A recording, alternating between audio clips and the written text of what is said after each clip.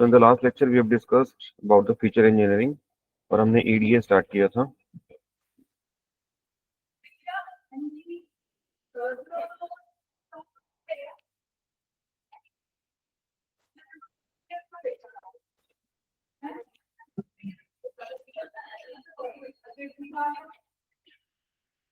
I started with the EDA, that is exploratory data analysis. इसके अंदर हमने किया था सबसे पहले feature engineering.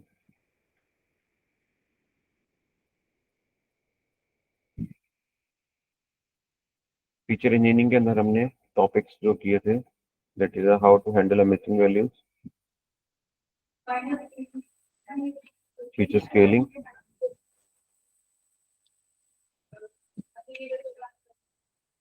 feature encoding, outlier handling and feature scaling. ये टॉपिक हमने इसके अंदर पढ़ने हैं. तो हमने स्टार्ट किया था मिसिंग वैल्यू से. हमने मिसिंग वैल्यू को फर्स्ट इसका पार्ट किया था जिसमें हमने कॉलम वाइज रिलेशन या फिर रो वाइज रिलेशन बढ़ेगी.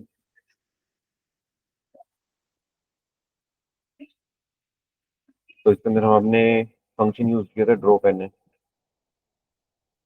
या अगर आप drop N A function use करते हो पांडास का, तो आप क्या कर सकते हैं यहाँ से,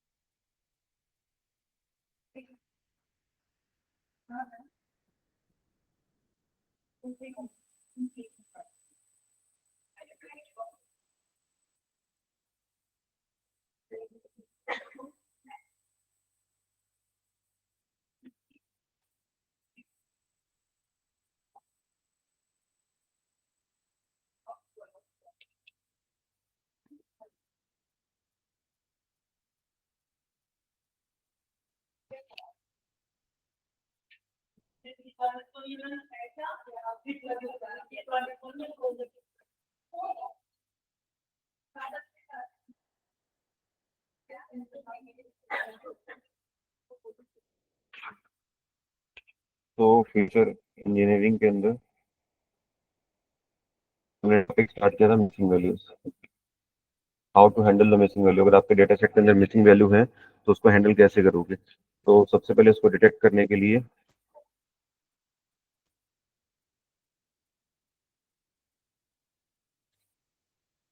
हमने फंक्शन यूज किया था इज नल.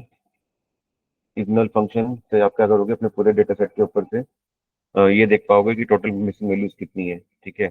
अगर आप इसका सम करके देखना चाहते हो तो हम इसका के इज नल फंक्शन के आगे सम फंक्शन यूज करके टोटल आप अपने डेटा के सारी नल वैल्यूज को देख सकते हो. फॉर एग्जांपल आपके पास ये डेटा सेट है जहाँ पे एज है, सैलरी कॉलम है, यहाँ पे कुछ वैल्यू है, ये मिसिंग है, ये भी मिसिंग है और यहाँ पे वैल्यूज है. तो अगर आप अपना ये वाला फंक्शन इस डेटा सेट के ऊपर अप्लाई करते हो तो आपको रिटर्न करके देता है एज और salary.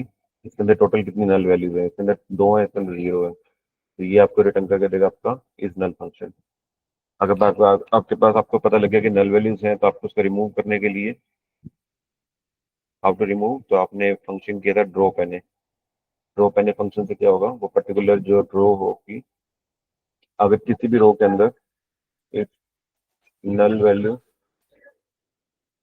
Found in any row, तो वो डिलीट उस पूरी रो को डिलीट कर देगा. ये ड्रॉप एन ए फंक्शन. ठीक है. फॉर एग्जांपल अगर आप इसके ऊपर ड्रॉप एन ए लगाते हो तो अगर आप ड्रॉप एन ए लगाओगे तो वो पूरे आपके डेटा सेट के ऊपर अप्लाई होगा. अगर आप ड्रॉप एन ए पर किसी पर्टिकुलर कॉलम पे लगाना चाहते हो तो आपको यहाँ पे फिर कॉलम नेम मेंशन करना पड़ेगा. फॉर एग्जाम्पल आप ड्रॉ पेन ने एज वाले पे लगाना चाहते हो तो आप क्या लिखोगे, ये आपका डेटा फ्रेम है, इसके अंदर आप एज कॉलम के ऊपर अपना ड्रॉ पेन फंक्शन लगाना चाहते हो। ठीक है, ये आप मल्टीपल कॉलम के साथ भी कर सकते हो। तो उसमें आप ड्रॉ पेन ने मल्टीपल कॉलम्स के नाम दोगे। फॉर एग्जाम्पल ये कॉलम फर्स्ट है आपका, ये कॉलम सेकंड है, एंड सो। ठीक है, अगर आप चाहते हो कि सारे कॉलम्स के ऊपर अप्लाई हो जाए तो आप यहाँ पे बाय डिफॉल्ट जो एक पैरामीटर होता है दैट इज एक्सिस पैरामीटर, उसको आप क्या कर दोगे, बंद कर दोगे। एक्सिस वन का मतलब होता है आपका कॉलम वाइज जो आपके कॉलम्स हैं जिसके अंदर नैन वैल्यूज होंगे वो डिलीट होने स्टार्ट हो जाएंगे। ठीक है, अगर आप एक्सिस नहीं देते यहाँ पे, एक्सिस जीरो देते तो रो जीरो का मतलब रो वाइज है और वन का मतलब कॉलम वाइज है। ठीक है, तो अभी तक हमने सिर्फ इतना पढ़ा था लास्ट लेक्चर के अंदर। नाउ अब हम सेकंड मेथड देख रहे हैं अपना। सेकंड मेथड आपके पास, अच्छा ये वाला मेथड आप कब यूज नहीं करोगे, when not to use a drop N A, अगर आपके पास बहुत सारी मिसिंग वैल्यू है, if more than 50% null value present, अगर 50% से ज्यादा नल वैल्यू प्रेजेंट है तो आप यहाँ पे ड्रॉप एन ए नहीं लगाओगे। क्यों नहीं लगाओगे, इंफॉर्मेशन लॉस हो जाएगी आपकी, जो डेटा सेट है वो छोटा हो जाएगा, तो आपकी जो आउटपुट प्रोडिक्शन है वो सही नहीं आएंगी उससे। ठीक है, तो अगर आपके पास डेटा 50% से ज्यादा नल वैल्यूज का तो आप इसके ऊपर ड्रॉप एन ए का भी अप्लाई नहीं करोगे, तो फिर आप सेकंड मेथड क्या लगाओगे, then you will use a second trick, that is a imputation।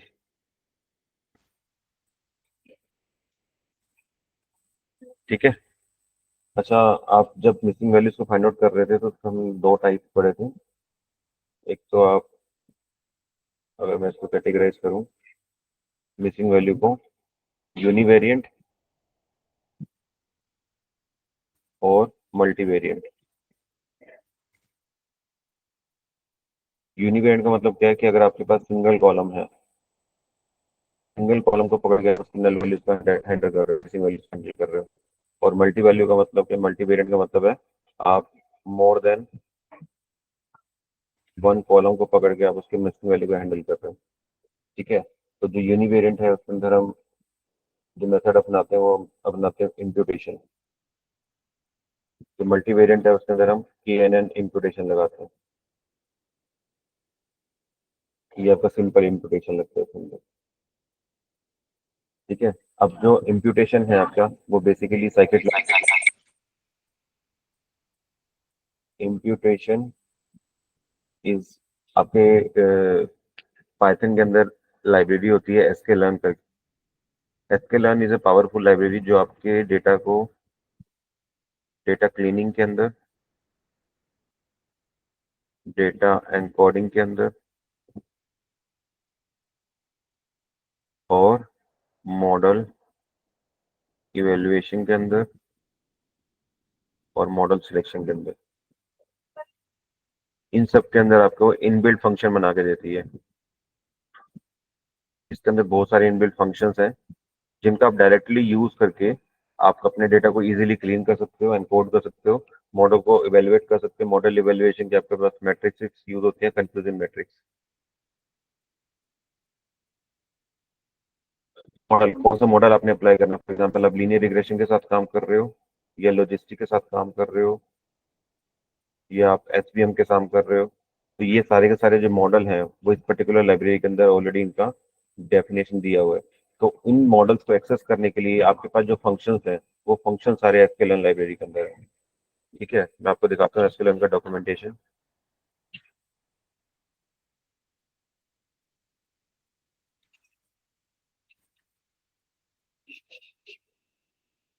इसको हम साइकिट लर्न लाइब्रेरी बोलते हैं। देखो आपको कहाँ कहाँ यूज होती है, क्लासिफिकेशन प्रॉब्लम के अंदर, रिग्रेशन प्रॉब्लम के अंदर, क्लस्टरिंग के अंदर। ठीक है, डायमेंशनल रिडक्शन के अंदर आप साइकिट लर्न का यूज करते हैं, मॉडल सिलेक्शन के अंदर, डेटा प्री प्रोसेसिंग के अंदर।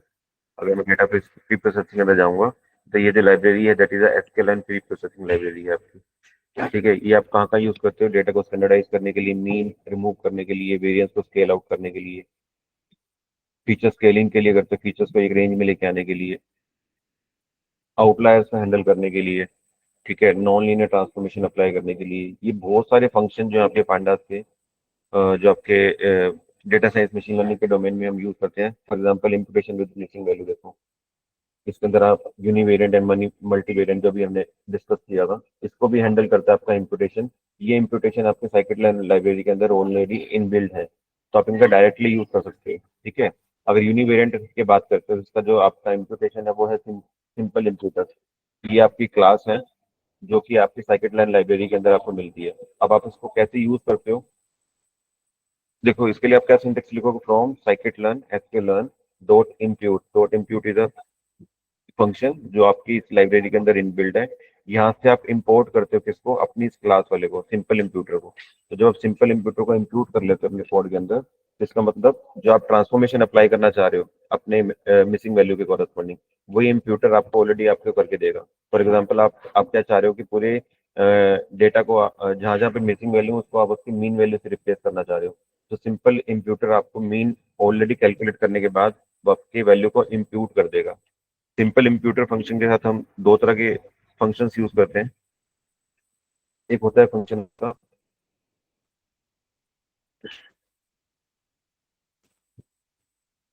फिट फंक्शन, एक होता है आपका ट्रांसफॉर्म फंक्शन। जो फिट फंक्शन होता है वो आपका डेटा का पैटर्न को नोट करता है, डेटा पैटर्न को नोट करता है कि आपके अंदर डेटा के अंदर मान लो मिसिंग वैल्यू है, तो उस मिसिंग वैल्यू को आप फिल कैसे करोगे, मिसिंग वैल्यूज हाउ, ठीक है। आप मिसिंग वैल्यूज को फिल कैसे करोगे, ये आपका डेटा का एक पैटर्न नोट करता है फिट फंक्शन। ट्रांसफॉर्म क्या करता है, ट्रांसफर फंक्शन आपको उसको ट्रांसफॉर्म कर देता है मिसिंग वैल्यू को आपको मीन वैल्यू से। तो it transform the missing values with mean, median, mode, जिससे भी आप करना चाहते हो वो इसमें आपकी वैल्यू को ट्रांसफॉर्म कर देगा। फॉर एग्जांपल आपके पास एक कॉलम है एज करके, आपने उसके अंदर वैल्यू है 5 6 नल 3 2। तो अगर आपको इस पर्टिकुलर नल वैल्यू को फिल करना है तो आप इसके ऊपर लगा रहे हो इंप्यूटर फंक्शन। सिंपल आपने इंप्यूटर कॉल किया, सिंपल ये आपने फंक्शन कॉल किया कहाँ से, अपने sklearn लाइब्रेरी से, ठीक है। और इसके थ्रू आपने क्या किया, अपने कॉलम को वैल्यू को फिल करना स्टार्ट किया। अब सिंपल इंप्यूटर के अंदर एक एट्रीब्यूट होता है स्ट्रेटेजी करके। आप इस स्ट्रेटेजी में बताते हो कि आप किस स्ट्रेटेजी से आप अपने वैल्यू को फिल करना चाहते हो। फॉर एग्जांपल आप यहाँ पे मीन यूज करना चाहते हो, तो आप लिखोगे मीन। तो वो क्या करेगा आपका ये फंक्शन, इस पूरे आपके कॉलम का क्या निकालेगा, मीन कैलकुलेट करेगा खुद से ही, आपको कुछ करने की जरूरत नहीं है। तो मीन कैलकुलेट करेगा सबसे पहले 5 6 2, 5 6 11 3 14 15 16, 16 ÷ 5 अप्रोक्सीमेटली भी 3 आएगा इसका, ठीक है। तो आपका जो मीन वैल्यू आएगी वो 3 आएगी। अब वो क्या करेगा, आपका यहाँ पे इस नल की जगह 3 पुट कर देगा, that is a mean value. तो ये मीन कैलकुलेट करना, उसके बाद इस वैल्यू को यहाँ पे रखना, ये जो सारा काम हैंडल करता है वो आपका ये इंप्यूटर फंक्शन खुद से कर लेता है। आपको इसके लिए मैनुअल कोड करने की जरूरत नहीं है, ठीक है। जैसे हम आपके सी के अंदर इनबिल्ट फंक्शन थे, तो वो फंक्शन आपके मान लो फॉर एग्जाम्पल आप प्रिंट फंक्शन यूज कर रहे हो, सी के अंदर आपने प्रिंट फंक्शन पढ़ा हुआ सबने। प्रिंट फंक्शन क्या करता है, जो भी आप यहाँ पे प्रिंट कराते हो स्क्रीन के अंदर, वो आपको स्क्रीन पे प्रिंट करके देता है। अब वो प्रिंट कैसे कर रहा है, कैसे आपको कंसोल स्क्रीन पे लेके आ रहा है, वो सारे के सारे जो डॉक्यूमेंटेशन है वो प्रिंट फंक्शन के अंदर इनबिल्ड है। तो इस फंक्शन को आप डायरेक्टली यूज करते हो जब आप ऊपर लिखते हैं hash include stdio.h, hash include conion.h। वहां पे जब आप ये लाइब्रेरीज इंक्लूड करते हैं, इसका मतलब ये वाला जो फंक्शन है वो इस लाइब्रेरी के अंदर डिफाइंड है। तो अगर आपने लाइब्रेरी इंक्लूड कर दी अपने प्रोग्राम में, तो इस फंक्शन को आप डायरेक्टली यूज कर सकते हो। In the similar way Python के अंदर कुछ ऐसी लाइब्रेरीज हैं जिसके अंदर इनबिल्ट फंक्शन है, उसको आप डायरेक्टली अपने प्रोग्राम में यूज कर सकते हो, आप उसको मैनुअली कोड करने की जरूरत नहीं है। तो साइकिट लर्न एक ऐसी लाइब्रेरी है जिसको आप डायरेक्टली यूज कर सकते हो, और इसके अंदर बहुत सारे फंक्शंस हैं, ठीक है। साइकिट लाइन लाइब्रेरी के अंदर हमने जो डिस्कस किया, डेटा को अगर आपको क्लीन करना है, डेटा की प्रोसेसिंग करनी है, डेटा को एनकोड करना है, स्केलिंग करनी है, मॉडल एवेल्युएशन करना है, मॉडल सिलेक्शन करना है, तो ये सारा काम आपको बनी बनाई क्लासेस करके देती है ऑलरेडी। तो आपको क्या करना होता है, जस्ट क्लास को कॉल करना होता है उसके एक ऑब्जेक्ट से, और वो आप उसके जो भी फंक्शन है वो आपको ऑलरेडी इनबिल्ट बने बनाए मिल जाते हैं, आपको जस्ट उसको अपने डेटा सेट के ऊपर अप्लाई करना होता है। तो सिंपल इम्प्यूटर एक ऐसा फंक्शन है जो मीन, मीडियन और मोड के ऊपर काम करता है। ठीक है, तो जो हम यहाँ पे डिस्कस कर रहे थे अपना यूनिवेरिएंट एनालिसिस, इसके अंदर हम सिंपल इम्प्यूटर के थ्रू अपनी वैल्यूज को फिल करते हैं। ठीक है, तो सिंपल इम्प्यूटर जो आपका फंक्शन है वो आपका साइकिट लाइब्रेरी जैसे हम इसको इंपोर्ट करते हैं। This function, this is a class, ये आपकी क्लास है और ये किस लाइब्रेरी के अंदर मिलती है आपको? एसक्यूएल लाइब्रेरी से। एसक्यूएल लाइब्रेरी से आप किस फंक्शन को कॉल करते हो? किसको? सिंपल इम्प्यूटर फंक्शन को। ये आपकी बेसिकली क्लास है, इसका आप एक ऑब्जेक्ट क्रिएट करते हो और इस ऑब्जेक्ट के थ्रू आप क्या करते हो? अपने डेटा फ्रेम के जिस भी कॉलम के ऊपर आप ये फंक्शन चलाना चाहते हो उस कॉलम का नाम दे देते हैं यहाँ पे। तो वो क्या करता है? आपका ऑटोमेटिकली सारे काम को हैंडल कर लेता है। अगर आपको मीन कैलकुलेट करना है मीन बनाएगा, मीडियन करना है मीडियन बनाएगा, अगर आपको और कुछ करना है तो इसके साथ वो और कुछ करके देगा। ठीक है, तो जिसके अंदर जो फंक्शन है वो आपके वो है basically mean, median and mode. तो अब आपको कब मीन लगाना है, कब मीडियन लगाना है, तो व्हेन टू अप्लाई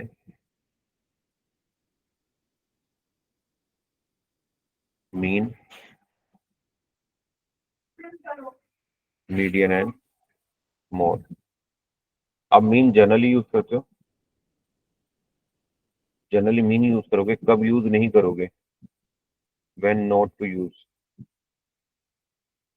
जब आपके पास क्या होगा? आउटलायर। जब डेटा के अंदर आउटलायर होंगे तो आप मीन वैल्यू यूज नहीं करोगे। फॉर एग्जांपल, आपकी क्लास के अंदर 5 बच्चों की प्लेसमेंट हुई। ठीक है, ये प्लेसमेंट का डेटा है आपके पास 5 स्टूडेंट का। बच्चों का पैकेज लगा 1.5, 2 लाख, 1.3 लाख। एक बच्चा था जिसका 20 लाख का पैकेज लगा और बाकी बच्चा है 1.8। ये आपके क्लास का डेटा है जिनके बच्चों के पैकेजेस लगे हैं, ये लैख के अंदर है। ठीक है, तो जब इसका, एक्सक्यूज मी सर। हाँ बेटा बोलो। सर स्टूडेंट्स ज्वाइन नहीं हो पा रहे क्लास में। देखो अब हो गए।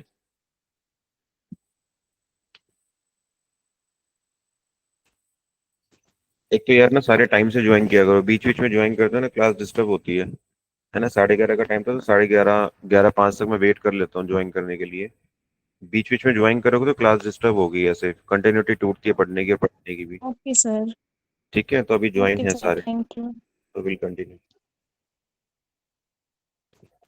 तो हम बात कर रहे थे कि कब आपको मीन वैल्यू यूज नहीं करनी है। तो जब आपके डेटा के अंदर आउटलायर्स होंगे तब आपको मीन यूज नहीं करना। उसका रीजन कि अगर आपके पास एक प्लेसमेंट का डेटा है यहाँ पे और 5 बच्चों की प्लेसमेंट है, 1 2 3 4 5, क्लास के अंदर एक स्टूडेंट ऐसा जिसका 20 लाख का पैकेज लगा, बाकियों का जो एवरेज पैकेट है 1.5 से लेके 2 लाख के बीच के अंदर लाइक करता है।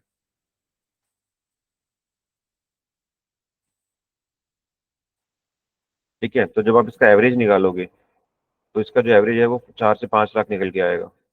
जबकि इस सिर्फ इस पर्टिकुलर आउटलायर की वजह से जो आपका एवरेज है वो इंक्रीज कर गया।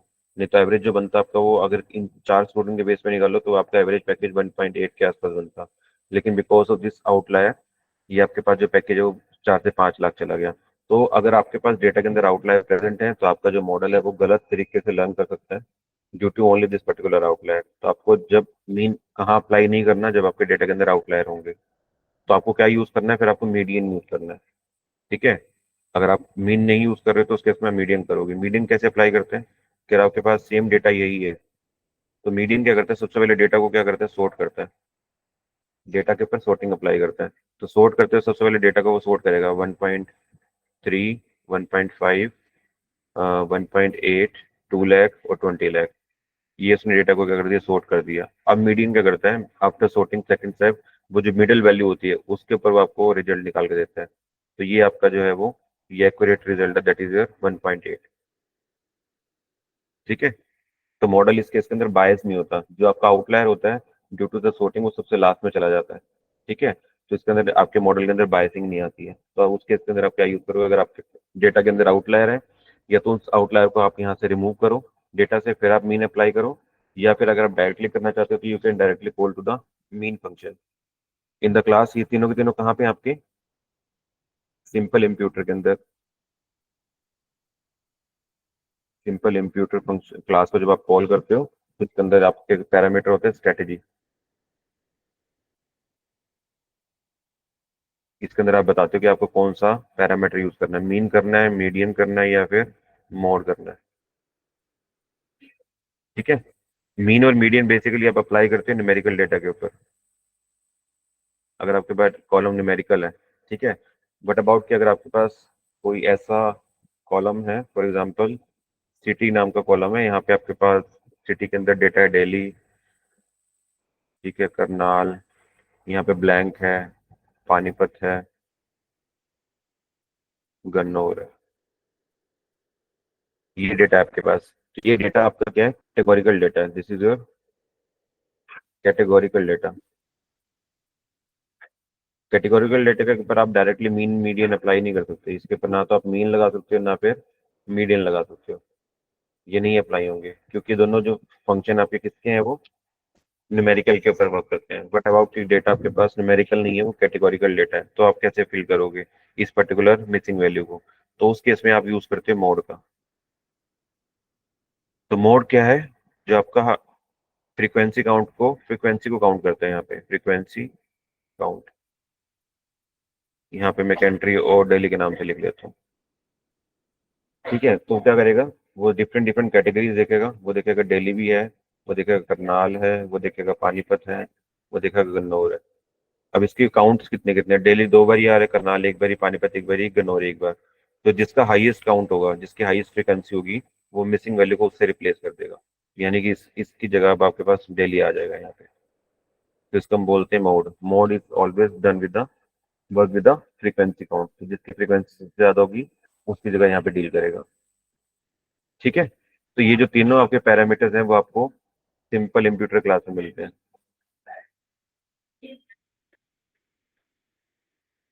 इसको आप कहाँ से कॉल करते हो? इसको आप एसक्यूएल लाइब्रेरी से कॉल करते हो। ठीक है। From SQL library. ठीक है। Import simple imputer.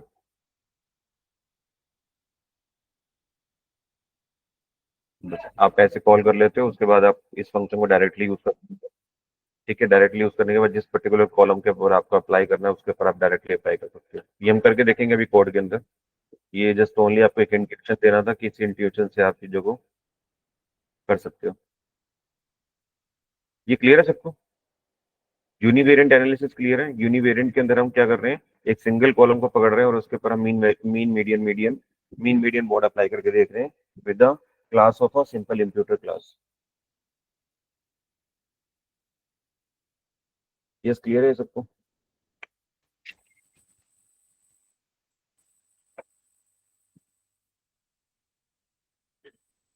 ठीक है।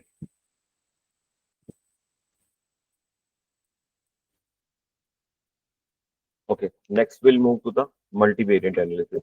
बट अबाउट कि आपके पास अब जो कॉलम है वो सिंगल कॉलम पे आप रिलाई नहीं कर रहे हो, you relying on the multiple columns. तो द सेकेंड इज अ मल्टीवेरिएंट।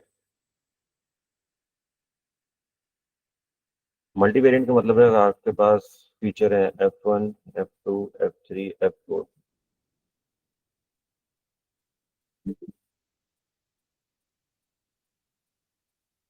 ठीक है। अब आपके पास यहाँ पे नल वैल्यू है, यहाँ पे 3 है, 2 है, 1 है, ये नल वैल्यू है, 5 है, 6 है, 3 है, यहाँ पे आपके पास 6 है, 7 है, नैन वैल्यू है और 6 है, यहाँ पे आपके पास नैन है, यहाँ पे भी नैन वैल्यू है, 2 है, 3। फॉर एग्जाम्पल इस तरह का डेटा है आपके पास। ठीक है। मल्टीवेरिएंट यूनिवेरिएंट क्या कहता था कि आप एक एक पर्टिकुलर कॉलम को पकड़ो यहाँ से, दैट इज यूनिवेरिएंट, कि आपके पास एक कॉलम को पकड़ो और आप इसके ऊपर सिंपल इंप्यूटर चला दो, या सबके ऊपर चलाना है तो वो कॉलम वाइज कॉलम करता है, एक एक कॉलम को पकड़ता है और उसकी वैल्यू में उसमें मीन मीडियन मोड के हिसाब से डेटा को फिल आउट करता है। ठीक है। बट इन मल्टीवेरिएंट के अंदर क्या होता है? कि आप इस पर्टिकुलर वैल्यू को, इस मिसिंग वैल्यू को फिल करने के लिए अब आप अपने ही पर्टिकुलर कॉलम का यूज नहीं करते हो, आप साथ वाले कॉलम्स का भी यूज करते हो। That is a multivariant analysis. Clear है सबको? यूनिवेरिएंट का मतलब है अगर आपको मिसिंग वैल्यू फिल करनी है तो आप अपने ही कॉलम का मीन निकाल रहे हो और उसको उसकी वैल्यू से रिप्लेस कर दे रहे हो। बट मल्टीवेरिएंट के अंदर हम क्या करते हैं कि आप अगर आपको कोई मिसिंग वैल्यू फिल करनी है तो आप क्या करते हो, अपने कॉलम को छोड़ के बाकी जितने भी कॉलम आपके डेटा के अंदर प्रेजेंट है, numerical column, I am talking about the numerical column, तो आप क्या करते हो उनकी हेल्प लेते हो और उनकी हेल्प से आप इस मिसिंग वैल्यू को फिल करने की ट्राई करते हो। तो that is known to be the multivariant. इसका मतलब मल्टीपल कॉलम का आप सहारा लोगे इस पर्टिकुलर नैन वैल्यू को फिल करने के लिए। ठीक है, क्लियर है? अब इसके अंदर जो हम टेक्निक करेंगे that is a KNN imputer, that is another imputer. ये भी आपको साइकिट लर्न की लाइब्रेरी में मिल जाता है, SK लर्न लाइब्रेरी के अंदर आपको मिल जाएगा। ठीक है, किसके नाम से? KNN इम्प्यूटर के नाम से। ठीक है, इसको आप यहाँ से इम्पोर्ट कर लोगे from scikit learn import KNN imputer, और आप KNN इम्प्यूटर को आप डायरेक्टली यूज कर सकते हो इस क्लास में। अब पहले ये देखो कि वर्क कैसे करता है KNN computer imputer, sorry. KNN basically एक आपकी एल्गोरिथम है। ये हो सकता है अभी आपको थोड़ा सा नया लगे क्योंकि हमने एल्गोरिथम पढ़ी नहीं है। KNN इज अ के नियरेस्ट नेबर एल्गोरिथम।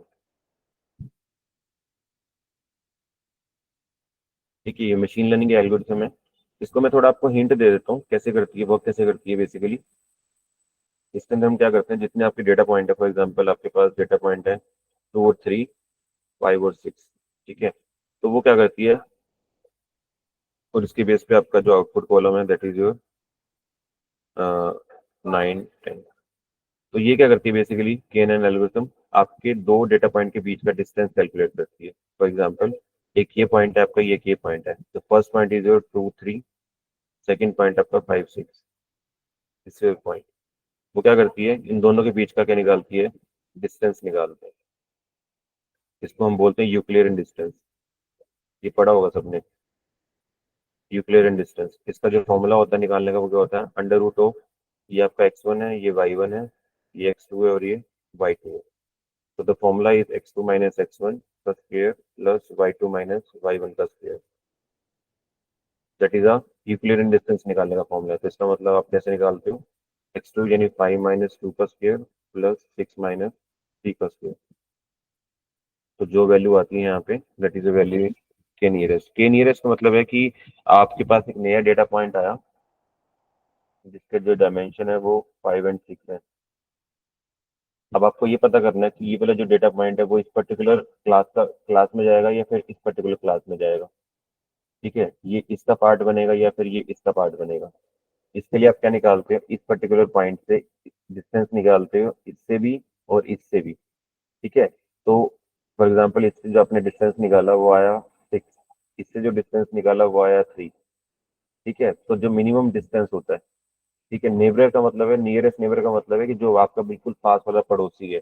आपने डिस्टेंस निकाला, फॉर एग्जाम्पल आपके घर, आपकी गली के अंदर यहाँ पे 3 घर बने हुए हैं। ठीक है, आप यहाँ से चल रहे हो, अब आपने एक नया घर लेना है। ठीक है, तो आपके पास 3 ऑप्शन है, लेकिन आप किसके घर में जाना पसंद करोगे, जो आपके बिल्कुल पास में पड़ेगा। ठीक है, तो the house which is nearest to you, nearest का मतलब है कि जो आपके बिल्कुल पास में। तो आप क्या करते हो, यहाँ से अपने यहाँ से यहाँ तक का डिस्टेंस निकालते हो, यहाँ से यहाँ तक का डिस्टेंस निकालते हो, यहाँ से यहाँ तक का डिस्टेंस निकालते हो। फॉर एग्जाम्पल ये डिस्टेंस आया 2, ये आया 3, ये आया 5। तब आपको पता लगेगा कि जो टू डिस्टेंस है आपका वो सबसे नियरेस्ट है आपके घर से। ठीक है, ये आपका घर था, ये इसके आपके यहाँ से लेकर डिस्टेंस सिर्फ 2 मिनट का रास्ता है, यहाँ से यहाँ तक 3 मिनट का रास्ता है, यहाँ से यहाँ तक 5 मिनट का रास्ता है। तो आप किसको चूज करते हो, जो सबसे बिल्कुल आपके नियरेस्ट है। ठीक है, तो सेम एल्गोरिथम वैसे ही वर्क करती है। अगर आपके पास एक नया डेटा पॉइंट है, वो डेटा पॉइंट इस पर्टिकुलर क्लास का पार्ट बनेगा या वो इस वाले घर का पार्ट बनेगा, वो डिपेंड करता है कि उसका डिस्टेंस कितना है। तो जो आपका मिनिमम डिस्टेंस होता है उसको चूज करते हो। ठीक है, तो यहाँ पे जो के है वो आपको इनपुट पैरामीटर देना पड़ता है, दैट इज, आप यहाँ पे वैल्यू के की चूज करते हो। फॉर एग्जाम्पल 2 है, तो इसका मतलब जो आप, फॉर एग्जाम्पल आपके पास यहाँ पे 3 पॉइंट होते हैं यहाँ पे गिवन पॉइंट। तो आप इसका जो नया नया डेटा पॉइंट है इसका डिस्टेंस इससे भी निकालते, इससे भी निकालते और इससे भी निकालते। इसका मतलब आपके पास 3 ऑप्शन आ जाते हैं, 3, 6 और 9।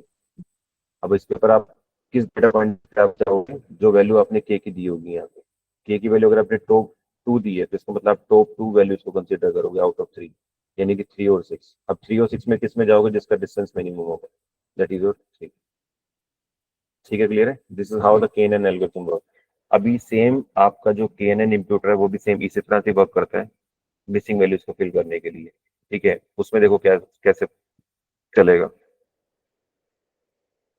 इसके लिए आपको पढ़ना पड़ेगा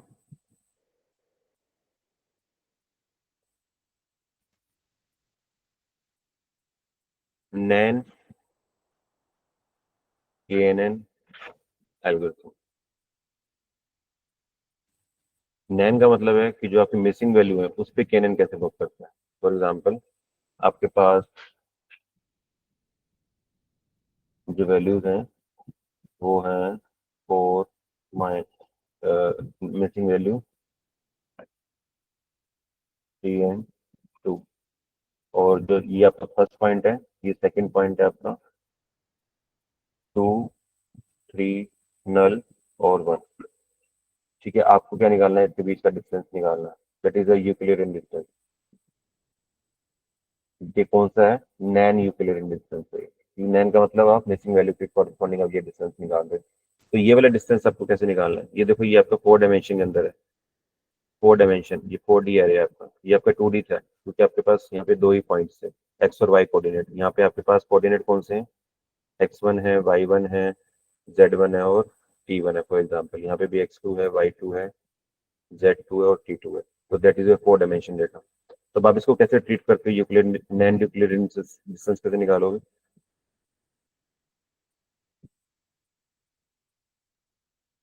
इसमें भी आप क्या करते हो, अंडर रूट। अब आप उस वैल्यू के बीच में आप वैल्यू डिस्टेंस निकालते हो जहाँ पे आपके पास वैल्यू नैन नहीं है। फॉर एग्जाम्पल आपके फर्स्ट जो पोजीशन है यहाँ पे 4 है, यहाँ पे 2 है, तो आप 2 - 4 स्क्वेयर कर लेते हो, प्लस अगली वैल्यू आपकी नैन है लेकिन अगली वैल्यू यहाँ पे 3 है। तो अगर दोनों में से कोई भी नैन वैल्यू होगी तो आप उसको स्किप कर दोगे, उसका यूक्लिडियन डिस्टेंस नहीं निकालोगे। ठीक है, सिमिलरली आप अगली वैल्यू को पकड़ोगे और यहाँ से अगली वैल्यू को पकड़ोगे। यहाँ पे वैल्यू 3 है, यहाँ पे नैन है, तो आप इसको भी स्किप कर दोगे। ठीक है, अब अगली वैल्यू को पकड़ोगे 2, यहाँ पे 1 है, तो यहाँ पे अगर दोनों वैल्यू प्रेजेंट है तो आप इसका यूक्लिडियन डिस्टेंस निकाल। ठीक है, क्लियर है? मल्टीप्लाई है, ये क्या करता है, इसको मल्टीप्लाई कर देता है किससे, कि जितने आपके डायमेंशन का डेटा है, कितना है 4 डायमेंशन का डेटा है, उसमें से आपने डिवाइड बाय कितने डेटा पॉइंट्स यूज करे यूक्लिडियन डिस्टेंस निकालने के लिए। आपने एक इसको यूज किया और एक इसको यूज किया, इसका मतलब ने 2 डेटा पॉइंट का यूज किया। ठीक है, तो ये क्या करेगा आपका, ये आपका डिस्टेंस निकाल के देगा। फॉर एग्जाम्पल यहाँ पे आया 6, तो ये फॉर एग्जाम्पल है। ठीक है, कैलकुलेट नहीं किया मैंने, कैलकुलेट करके देख लेना कितना आएगा। आई जस्ट अज्यूम कि the value of the 6। So this is how you are calculating the nan Euclidean distance. ठीक है, ये आप यूज करोगे जब आप के एन एन इम्प्यूटर अप्लाई करोगे इस पर्टिकुलर डेटा सेट के ऊपर। ठीक है, अब देखो यहाँ पे के एन एन कैसे वर्क करेगा। मैं नीचे चलो एक बार बना लेता हूँ। I just cut this.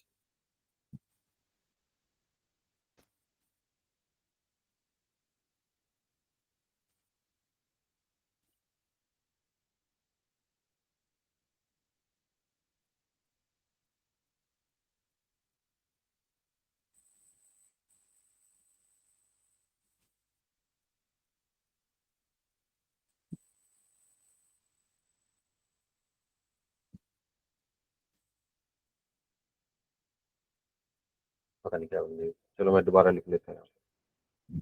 आपके पास फीचर्स हैं F1,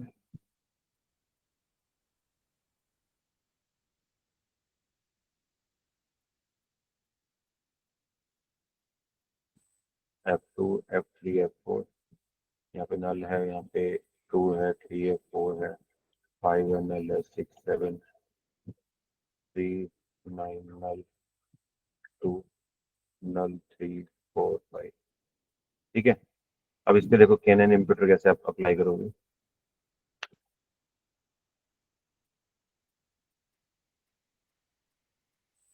जहां जहां भी आपको ब्लैंक दिख रहा है वो आपके नल वैल्यूज है। ये नल है, ये भी नल है, ये नल है और यहाँ पे भी इसकी जगह नल, ये नल है, ठीक है। तो सबसे पहले आपको इस वैल्यू को फिल करना है। अब इसमें क्या चेक करते हो आप, जिस भी वैल्यू पे आप नल, जिस कॉलम पे आपके पास नल वैल्यू है उसको आप एज अ आउटपुट कॉलम मान लेते हो। ये आपका क्या है, आउटपुट कॉलम है। और जो आपके रिमेनिंग है वो सारे आपके इनपुट कॉलम है, ठीक है। जिस पर्टिकुलर रो के आप नैन वैल्यू को फिल कर रहे हो उसको आप क्या करते हो, रेस्ट ऑफ द रोज के साथ उसका क्या निकालते हो, यूक्लिडियन डिस्टेंस निकालते हो, लेकिन कौन सा, नैन यूक्लिडियन डिस्टेंस, ठीक है। तो जब आप इसके ऊपर के एन इम्प्यूटर लगाओगे तो वो कैसे वर्क करेगा, जिस पर्टिकुलर वैल्यू को आप फिल कर रहे हो उस पर्टिकुलर रो को रेस्ट ऑफ द रोज के साथ, जितनी भी रोज हैं आपकी, उसके साथ वो क्या निकालेगा, उसका यूक्लिडियन डिस्टेंस निकालेगा। लेकिन वो यूक्लिडियन डिस्टेंस कौन सा होगा आपका, नैन वाला। इसका मतलब है इस रो के कॉरस्पॉन्डिंग आप इसका, इससे यूक्लिडियन डिस्टेंस, इसके कॉरस्पॉन्डिंग इससे यूक्लिडियन डिस्टेंस, इसके कॉरस्पॉन्डिंग इससे नैन यूक्लिडियन डिस्टेंस निकालोगे। फॉर एग्जाम्पल ये आपके पास बनी है, आपके पास नल 2 3 एंड 4, ये आपके डेटा पॉइंट है।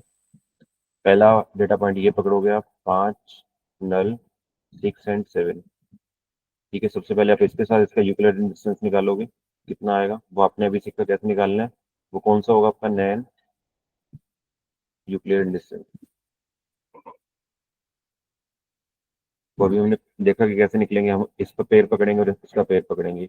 अगर दोनों में से किसी भी वैल्यू में हमारे पास मिसिंग वैल्यू है तो हम उसका यूक्लिडियन डिस्टेंस नहीं निकालते, तो इसका ये मिस हो जाएगा, ये भी खत्म। यहाँ पे 2 है, यहाँ पे नल है, ये भी हम यूज नहीं करेंगे बिकॉज एक वैल्यू नल है। अगली 3 है, अगली 6 है, 6 - 6 अगला 4 अगला 7, 4 - 7 first year multiply by, total कितने डायमेंशन का डेटा 4, इसके अंदर हमने कितनी वैल्यू यूज की है, 2 वैल्यू। इसके बाद ये आपका डिस्टेंस आ जाएगा, फॉर एग्जाम्पल ये आया 8, आई जस्ट अज्यूम कि आपका डिस्टेंस आया 8। इसका मतलब है इसका जो डिस्टेंस है वो 8 है इस पर्टिकुलर पॉइंट से, ठीक है। सिमिलरली सेम यही काम फिर आप अगली वाली रो के साथ करोगे। अब आप क्या करोगे, अगला जो पॉइंट है आपका नल 2 3 4, ये आपका पॉइंट है। अब आप इस रो को पकड़ोगे, 3 9 नल और 2, इसके साथ इसका यूक्लिडियन डिस्टेंस निकालोगे, ठीक है। यहाँ पे नल है, यहाँ पे 3 है, तो इसको हम कंसिडर नहीं करेंगे। यहाँ पे 2 है, यहाँ पे 9 है, तो 9 - 3 फर्स्ट ईयर प्लस यहाँ पे 3 है, यहाँ पे नल है, तो इसको भी स्किप कर देंगे। यहाँ पे 4 है, यहाँ पे 2 है, 2 - 4 first year multiply by, total कितनी है हमारे पास, 4 डायमेंशन है और हमने कितनी उसमें से यूज की है, ओनली 2 यूज की है, तो दिस इज मल्टीप्लाई बाय 2, तो इसका रिजल्ट आएगा फॉर एग्जाम्पल 7, ठीक है। सिमिलरली सेम काम आप क्या करोगे, इस वाले के साथ करोगे। तो आपके पास ऐसा करने से इस पर्टिकुलर रो के लिए आपके पास 3 वैल्यूज आ जाएंगी। और जब आप केएनएन इम्प्यूटर आप इम्प्यूट करते हो तो वहाँ पे एक पैरामीटर यूज करते हो, के नेबरर करके। के नेबरर में आपको के की वैल्यू बतानी पड़ती है कि कितने आप नेबरर यूज करने वाले हो। फॉर एग्जाम्पल आप 2 यूज कर रहे हो यहाँ पे, तो आपके पास जब आप इसको कंपेरिजन करोगे इस पर्टिकुलर इसका डिस्टेंस निकालोगे रेस्ट ऑफ द रोज के साथ, तो आप यहाँ पे इसके बाद 3 वैल्यू आ जाएंगी। फॉर एग्जाम्पल 3 वैल्यू आई आपके पास 8 9 और 6, इसका मतलब आपने यहाँ पे के की वैल्यू कितनी थी 2, तो आप क्या करते हो, टॉप 2 को सिलेक्ट कर लेते हो यहाँ से, 8 और 9। तो अब इसका क्या करते हो, 8 और 9 को क्या निकाल लेते हो, एवरेज निकाल लेते हो, 8 + 9 ÷ 2 यानी कि 9, यानी कि 8.5 आ गया। तो ये जो 8.5 है वो आपका नैन वैल्यू फिल होगी, इसकी जगह आपका 8.5 आ जाएगा, ठीक है। ये काम ये आपने किया पहली आइटरेशन में। अब आपको सेकंड वाली नल वैल्यू फिल करनी है, ये वाली, तो सेम काम आप इसके साथ भी करते हो। अब आप क्या करोगे, इस पर्टिकुलर रो को आपका क्या मान लोगे, ये आपकी इनपुट रो हो जाएगी, ये आपकी आउटपुट रो हो जाएगी। अब इसको आप इसके साथ भी कैलकुलेट करोगे, रेस्ट ऑफ द 2 रोज के साथ कैलकुलेट करोगे, उसके ऊपर कैनन इनपुट पे चलाओगे और आप यहाँ से इसकी मीन वैल्यू एवरेज वैल्यू जो कैलकुलेट करोगे उसकी जगह यहाँ पे नल वैल्यू आ जाएगी, सिमिलरली इसके साथ, सिमिलरली इसके साथ। सो this is how the KNN input gonna work. ये क्लियर है सबको। तो टेस्ट वैल्यू आप लोगे जब आपके पास, फॉर एग्जांपल आपने, आपके पास ये पॉइंट है और आपको डिस्टेंस निकालना है यहाँ से भी, यहाँ से भी और यहाँ से भी, 3 पॉइंट से डिस्टेंस निकालना है आपका इस पर्टिकुलर पॉइंट का, ठीक है। फॉर एग्जांपल इसका डिस्टेंस आया 3, इसका डिस्टेंस आया 6, इसका डिस्टेंस आया 2, ठीक है। तो सबसे पहले आप क्या करते हो, इसको शॉर्टेस्ट डिस्टेंस के अंदर सॉर्ट कर लेते हो। तो शॉर्टेस्ट डिस्टेंस क्या है, 2 3 और 6। अब आपके पास जो के की वैल्यू आपने डिफाइन की थी 2, तो आप क्या करते हैं, तीन में से टॉप टू सिलेक्ट कर लेते हो। ठीक है, टॉप टू ये हैं आपके, इनका आप क्या ले लेते हो, एवरेज ले लेते हो, यानी कि 3 + 2 डिवाइडेड बाई 2, 5/2 तो 2.5, ऐसे सिलेक्ट करते हो आप। तो तक एक तो आपका है सिंपल इम्प्यूटर, एक आपके है KNN इम्प्यूटर। सिंपल इम्प्यूटर आपका हमेशा सिंगल यूनी वेरिएंट के ऊपर चलता है, ये आपका यूनी वेरिएंट के ऊपर वर्क करेगा, और KNN आपका मल्टी वेरिएंट के ऊपर वर्क करेगा। ये वाला कंप्यूटर आप इम्प्यूटर सर आप तब यूज करते हो जब आपके पास जो मिसिंग वैल्यू है वो किसी दूसरे कॉलम पे भी डिपेंड करती है। ठीक है, तो इसका मतलब है कि जब आप इस मिसिंग वैल्यू को फिल करना जा रहे हो तो इसका जो डिपेंडेंसी है वो दूसरे कॉलम्स पे भी है। ठीक है, तो ये आप कैसे पता लगेगा आपको, तो आप क्या करते हो, जिस पर्टिकुलर कॉलम के कॉरेस्पॉन्डिंग आप KNN इम्प्यूटर चला रहे हो तो उस पे आप क्या करते हो, उसका कोरिलेशन मैट्रिक्स निकाल लेते हो। कोरिलेशन मैट्रिक्स आपको अपने इस पर्टिकुलर कॉलम का, फॉर एग्जांपल ये आपका एज कॉलम है, इसका जो रिलेशन है बाकी सारे कॉलम के साथ वो बताएगा। अगर कोरिलेशन हमेशा -1 से लेके 1 के बीच में लाई करता है, फॉर एग्जांपल आपका कॉलम है एज, और इसके बेस पे आप सैलरी प्रिडिक्ट कर रहे हो, और आपके एज वाले के अंदर आपके पास मिसिंग वैल्यूज है कुछ ना कुछ। ठीक है, क्लियर। तो आप क्या करते हैं, एज का सबसे पहले कोरिलेशन निकाल लेते हो किसके साथ, सैलरी के साथ, और वो कोरिलेशन वैल्यू जो आई आपकी वो आई फॉर एग्जांपल 0.98। इसका मतलब इसके बीच का जो रिलेशनशिप है वो बहुत स्ट्रॉन्ग है। ये मैंने 0 से बनाया है यहाँ पे, जो कोरिलेशन है आपका -1 नहीं, 0 से लेके 1 के बीच में। तो अगर आपके पास कोरिलेशन है आपके पास, एक minute, I just confuse, correlation किसके बीच में लाई करता है,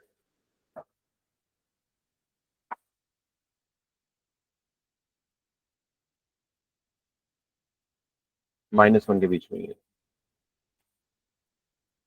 यस, -1 के 1 के बीच में ही है।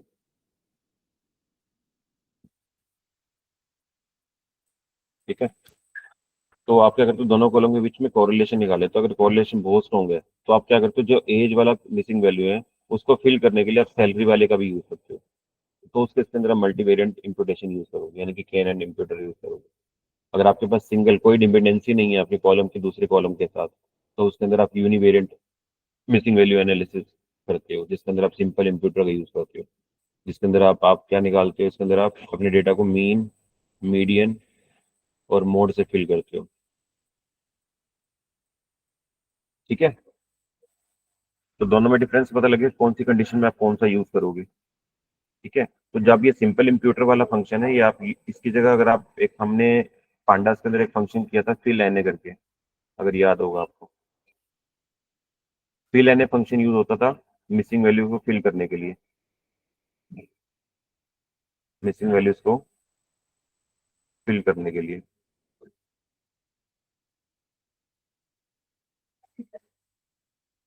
ठीक है, इसमें आप क्या करते थे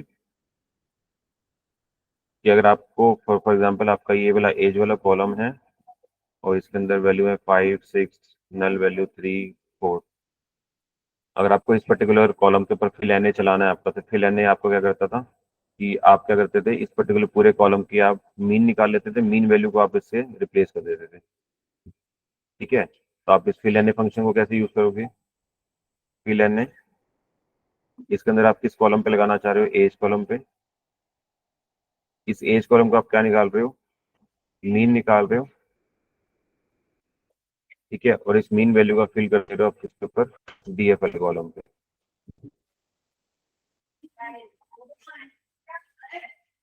तो आपका क्या होगा, इस पर्टिकुलर पूरे कॉलम में आपका ये वैल्यू जो होगी वो आपकी मीन से रिप्लेस हो जाएगी, मीन वैल्यू से। तो fill N is another option, but fill N आपका सिंपल, अगर आपके पास डेटा सेट है आप वहाँ पे यूज कर सकते हो फंक्शन, लेकिन जब आप काम करते हो, when you are dealing with the pipeline, जहाँ पे सब काम आपका ऑटोमेशन पे होता है, कि अगर आप बार बार ही एक चीज को नहीं देखना चाहते यूज कर करके, ठीक है, तो अगर आपका ऑटोमेटिक वाला जो फंक्शन है उसके लिए फिर आप इम्प्यूटेशन को आप कॉल करते हो फ्रॉम द एसक्यूएल लाइब्रेरी। ठीक है, अगर आप फिलन नहीं यूज कर रहे हो तो आप उसके उसके इसके अंदर साइकिट लाइब्रेरी को कॉल नहीं करोगे, क्योंकि ये जो फंक्शन है वो आपका पांडास का फंक्शन है। तो उसमें आप import pandas SPD function use करके भी आप अपने डेटा सेट को यूज कर सकते हो। नाउ विल सी इसका कोडिंग पार्ट का आपको कोड कैसे करना है। ठीक है, तो मैं यहाँ पे अपना जुपिटर नोटबुक ओपन कर लेता हूँ।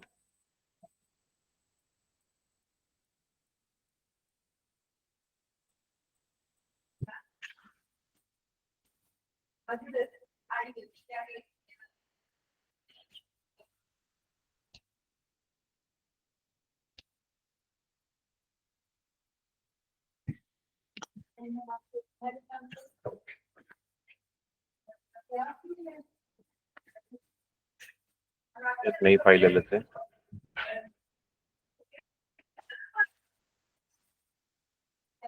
एक डमी डेटा सेट बनाया मैंने मिसिंग डेटा के नाम से।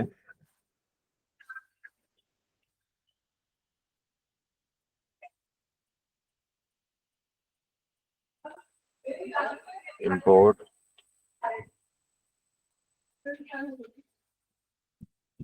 pandas as pd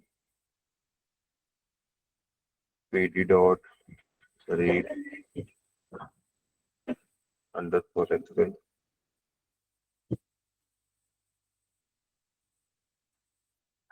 missing dot।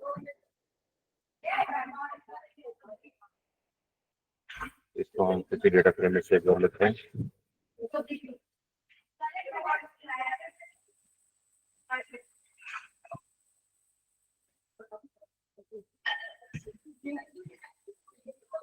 Missing underscore data के नाम से शायद।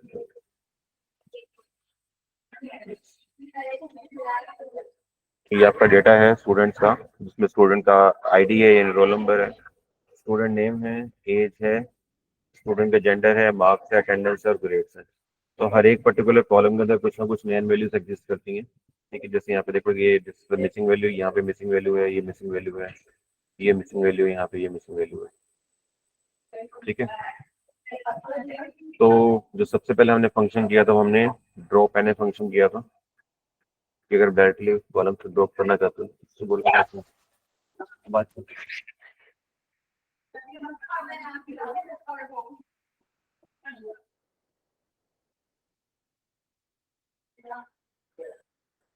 तो ड्रॉप एन ए का मतलब क्या है कि अगर आप drop N A function use करते हो, df dot drop N A, तो वो क्या करेगा, इसने क्या किया कि आपकी सारी पर्टिकुलर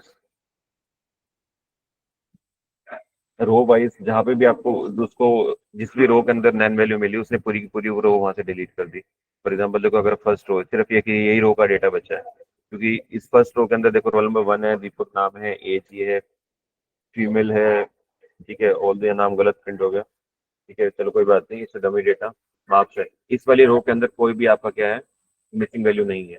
लेकिन आप बाकी सारी रोज को देखोगे तो कहीं ना कहीं यहाँ पे मिसिंग वैल्यू एग्जिस्ट करती है। जैसे इस रो में मिसिंग वैल्यू, इसमें मिसिंग है, इसमें मिसिंग है, इसमें मिसिंग है, इसमें मिसिंग है। तो हर रो के अंदर आपके पास मिसिंग वैल्यू का डेटा है। ठीक है, तो ड्रॉ करने फंक्शन क्या करता है कि हर एक रो में जाता है और जिस भी पर्टिकुलर एक भी कॉलम में अगर उसको नैन वैल्यू दिखती है तो वो पूरी की पूरी रो को डिलीट कर देते हैं यहाँ पे। ठीक है, तो इसकी डिसएडवांटेज क्या है कि अगर आपने ड्रॉ करने लगाया और आपके हर एक पर्टिकुलर आपका डेटा सेट ऐसा है जिसके अंदर हर एक कॉलम के अंदर कोई ना कोई नैन वैल्यू एग्जिस्ट करती है, तो वहां से आपके पास डेटा लॉस हो जाएगा।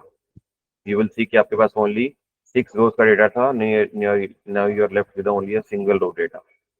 ठीक है, तो आपके पास इंफॉर्मेशन लॉस होगी। तो इसकी डिसएडवांटेज क्या है, इंफॉर्मेशन लॉस।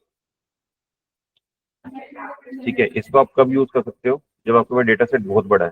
फॉर एग्जाम्पल आपके पास 10,000 लाइनों का डेटा है और आपके पास जो नैन वैल्यूज हैं, अगर आप यहाँ पे स्टार्टिंग से देखना चाहो कि कितनी नैन वैल्यू एग्जिस्ट करती हैं, तो आप क्या लगा सकते हो,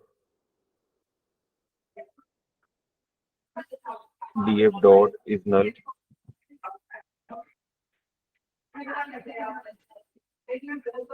ठीक है, अगर आपको टोटल देखनी है कितनी है, देखो एज के अंदर नन वैल्यू 1 है, जेंडर के अंदर 1 है, मार्क्स के अंदर 2 नल वैल्यूज है, अटेंडेंस के अंदर 1 है, ग्रेड के अंदर 1 है, स्टूडेंट के अंदर कोई भी नन वैल्यू नहीं है और नेम के अंदर भी कोई नन वैल्यू नहीं है। ठीक है, तो अगर आपके पास नल वैल्यूज, आपके पास डेटा बहुत बड़ा है, अगर मैं इस डेटा का शेप देखूं, df डॉट शेप,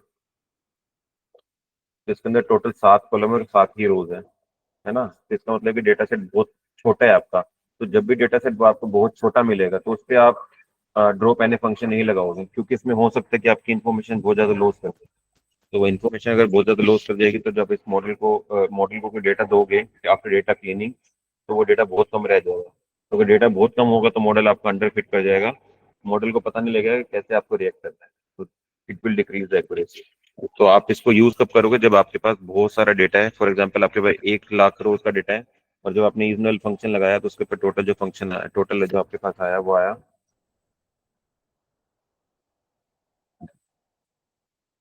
देखो टोटल पूरे डेटा सेट के अंदर आपकी 6 ही वैल्यू है। ठीक है। अगर आपके पास डेटा सेट 1 लाख लाइन हो गया और उसके अंदर कुछ 700 800 नल वैल्यूज एग्जिस्ट करती हैं, तब आप ड्रॉप एन लगा सकते हो, क्योंकि 1 लाख में से 700 लाइनें अगर आप डिलीट कर दोगे तो उसका ज्यादा तो इम्पैक्ट नहीं पड़ेगा। ठीक है। तो ड्रॉप एन आप तब यूज करोगे जब आपके पास डेटा बहुत क्या है। ठीक है। तो अगर आप कॉलम वाइज डिलीशन करना चाहते हो तो आप कैसे यूज करते हो, df डॉट ड्रॉप एन, यहाँ पे एक्सेस पैरामीटर होता है, एक्सेस इक्वल टू 1 कर दोगे, then you will get the column wise deletion. अब कॉलम वाइज डिलीशन जहाँ जिस जिस कॉलम में उसको नल वैल्यू दिखेंगे वो सारे कॉलम उड़ा देगा। फॉर एग्जाम्पल नेम वाले में देखो एक भी नल वैल्यू नहीं है, यहाँ पे भी एक वैल्यू नल नहीं है, एज वाले के अंदर नल है, जेंडर के अंदर भी नल है, मार्क्स के अंदर भी नल है, और अटेंडेंस और ग्रेड के अंदर भी नल है। तो जिस भी कॉलम में उसको नल वैल्यू नजर आएगी वो पूरा पूरा कॉलम डिलीट कर देगा यहाँ से। ठीक है। क्लियर। फॉर एग्जाम्पल आपके पास डेटा सेट एक ऐसा है जिसके अंदर एक ही कॉलम ऐसा है जिसके अंदर बहुत सारी नल वैल्यू एग्जिस्ट करती हैं। ठीक है। तो आप उस केस में आप क्या करते हो, ड्रॉप एन लगा के एक्सेस इक्वल 1 नहीं करते, आप उस पर्टिकुलर कॉलम को उड़ाना चाहते हो। ठीक है। तो आप क्या करते हो फिर, फॉर एग्जाम्पल इसके अंदर एज कॉलम ऐसा होता है जिसके अंदर टोटल 6 रोज है और 5 रोज के अंदर नल नल नल वैल्यू है, बाकी सारा डेटा आपका पूरा भरा हुआ है। तो it's better to delete the age column instead of deleting all the column. तो उस केस में आप ओनली अपने डिलीट एज वाले कॉलम को डिलीट करते हैं यहाँ से। तो उसमें आप अपना कॉलम स्पेसिफाई करते हो कि किस कॉलम पे आपको डिलीशन करनी है।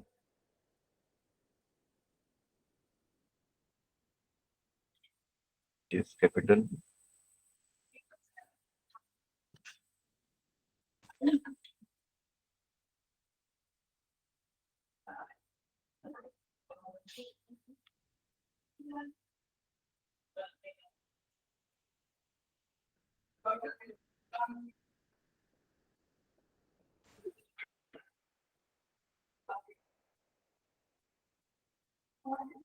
df dot drop.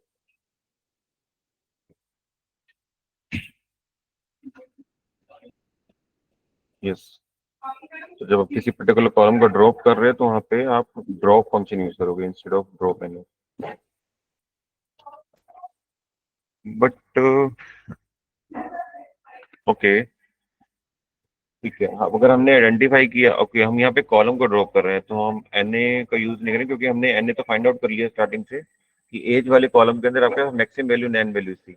तो इफ वी आइडेंटिफाई इनिशियली कि आपके पास कौन सा ऐसा कॉलम है जिसके पास आपके पास कॉलम के अंदर सबसे ज्यादा नल वैल्यूज एग्जिस्ट करती हैं, तो हमने इस नल फंक्शन से पता लगाया कि आपके अंदर ऐसी कौन सी ऐसे कॉलम्स है जहाँ पे मैक्सिमम नल वैल्यूज है। ठीक है। फॉर एग्जाम्पल आपके पास यहाँ पे मार्क्स में सबसे ज्यादा नन वैल्यूज एग्जिस्ट करती हैं, तो आप मार्क्स वाले कॉलम को ड्रॉप कर रहे हो। ओके, तो will use the drop command instead of drop an. Drop an का तो कोई कमांड ही नहीं है, ये कॉलम को ड्रॉप करने के लिए है। ठीक है। तो अगर आप इनिशियली फाइंड आउट कर लेते हो कि आपको उस पर्टिकुलर कॉलम के अंदर सबसे ज्यादा नल वैल्यूज दिख रही हैं, तो आप उस कॉलम को डिलीट कर दो instead of deleting the rows row wise and the column wise deletion. ठीक है। Okay, so next is for the univariant analysis, univariant deletion.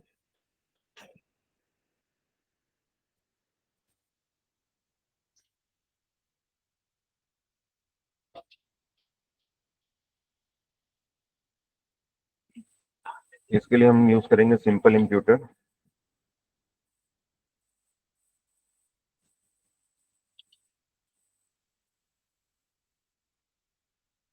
Imputer class, सबसे पहले इस क्लास को इंपोर्ट कर देंगे from sklearn। I think pre processing है यहाँ पे, डॉट इम्प्यूट, यहाँ से कॉपी कर लेते हैं इसको। ये डॉक्यूमेंटेशन यहाँ के देख सकते हो, तो डायरेक्टली अगर यहाँ पे कोड ना रहे तो you can directly go to the documentation part. तो सिंपल ऐसे कॉपी पेस्ट करोगे तो चल जाएगा।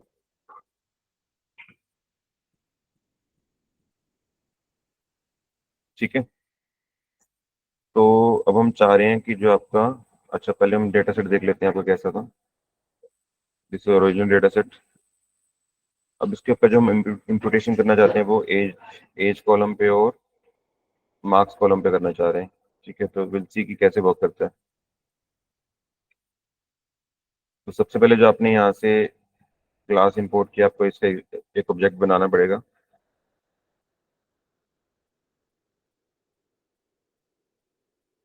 फॉर एग्जांपल से हम इंप्यूट करके इसका ऑब्जेक्ट बना लेते हैं। सिंपल इंप्यूटर क्लास के अंदर एक पैरामीटर होता है दैट इज अ स्ट्रेटजी करके, मैंने बताया था। यहाँ पे आप किस स्ट्रेटजी से यहाँ पे आप इंप्यूटेशन करना चाहते हो, मीन से, मीडियन से या मोड से, तो आपको स्ट्रेटजी में बताना पड़ता है। STRATEGY। Strategy is equal to, अब आपको यहाँ पे मीन देना है कि मीडियन देना है वो आपके ऊपर डिपेंड करता है। हम तीनों लिख लेते हैं यहाँ पे, will see one by one.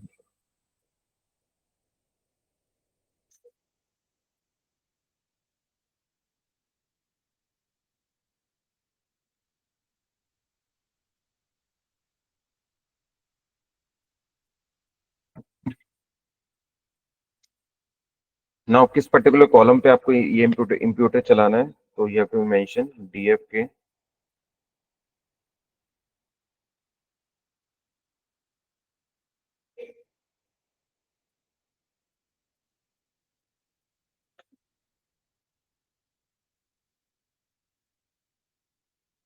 तो आपको डीएफ के एज पे चलाना है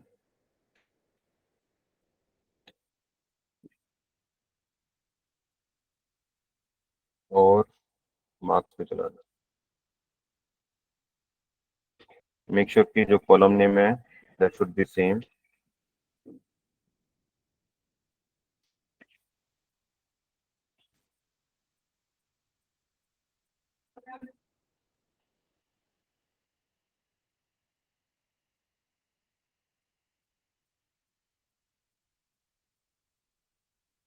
इज इक्वल टू, तो जो आपने यहाँ पे ऑब्जेक्ट क्रिएट किया है उससे से आप इसको कॉल करते हो, that is the input dot.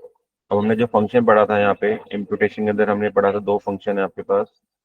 एक तो है फिट फंक्शन, एक है आपके पास फिट ट्रांसपोज फंक्शन। यहाँ पे हमने कहाँ देखा था, यस, ये दो फंक्शन पढ़े थे हमने। बेसिकली जो आपके ट्रांसफॉर्मर्स होते हैं वो बेसिकली आपके दो फंक्शंस पे काम करते हैं, तो फिट फंक्शन पे और एक ट्रांसफॉर्म पे। मैंने फिट फंक्शन बताया था किस लिए होता है, कि डेटा के अंदर नैन मिसिंग वैल्यू फिल कैसे होंगी, वो डेटा के पैटर्न को नोट करता है। और ट्रांसफॉर्म उसको ट्रांसफर कर देता है कि जिस पर्टिकुलर स्ट्रेटेजी के ऊपर आप वैल्यू को ट्रांसफर करना चाहते हो। तो इन दोनों को मिलाकर ये दोनों फंक्शन इंडिविजुअल भी यूज कर सकते हो, या फिर एक मिला के आपके फंक्शन होता है फिट अंडरस्कोर ट्रांसफॉर्म ट्रांसफॉर्म। तो इस फंक्शन का आप डायरेक्टली यूज कर सकते हो। तो ये दोनों फंक्शन फिर पैरेलली वर्क करने लगते हैं। ठीक है, तो इसी फंक्शन को हम अपने यूज करेंगे अपने कोड के अंदर। तो impute dot fit underscore transform. अब ये किस किस के ऊपर लगाना है आपको, फिट अंडरस्कोर ट्रांसफॉर्म फंक्शन किस पे लगाना है, आपको दोनों कॉलम पे लगाना है। डीएफ, ये मैं यहाँ से कॉपी कर लेता हूँ।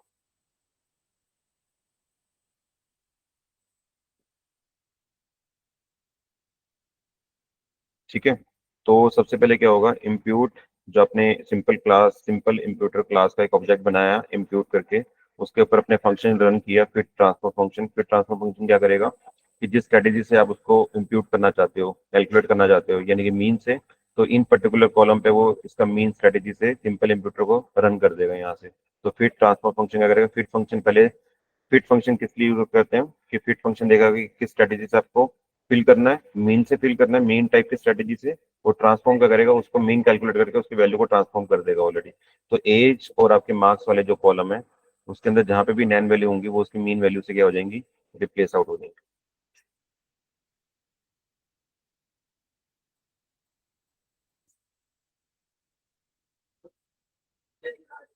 Simple imputer Object has no attribute.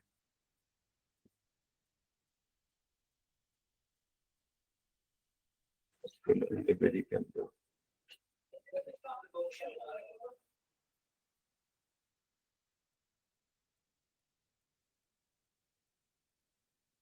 view dot fit underscore sir transform में ओ के बाद आ रहा है वगैरह the strategy parameter must be constant mean, यहाँ पे mean small है.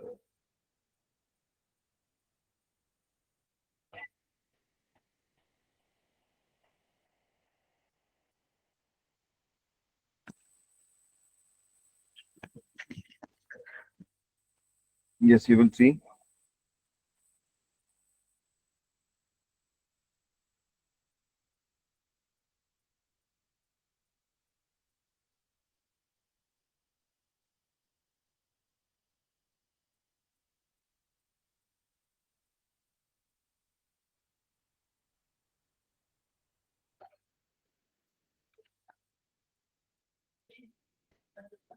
तो ये दोनों कॉलम है आपके एज और मार्क्स वाला. इसमें जहाँ जहाँ पे नैन वैल्यू थी वहाँ पे इसका क्या आ गया, मीन वैल्यू कैलकुलेट होगी. यहाँ पे थर्ड वाले कॉलम के अंदर था, तो यहाँ पे थर्ड वाले के अंदर आपका that is your mean value. ठीक है. और यहाँ पे कहाँ था, एज वाले में और कोई नहीं था. और आपके मार्क्स वाले कॉलम पे यहाँ पे नैन था और यहाँ पे नैन वैल्यू था. यहाँ पे ये मीन वैल्यू आ गई और यहाँ पे मीन वैल्यू आ गई. ठीक है. So it's so simple to be call the simple imputer function from the sklearn library. और आप उसके फंक्शंस को यूज कर सकते हो फिर ट्रांसफर फंक्शन लगा के. अब आप यहाँ पे अगर आप इसको मीन से रिप्लेस नहीं करना चाहते, आप यहाँ पे मीडियन से रिप्लेस करना चाहते हो, तो you can directly replace this with median. देखो यहाँ पे हम करते हैं कंट्रोल सी कंट्रोल वी. मैं यहाँ पे मीन की जगह मीडियन कर देता हूँ.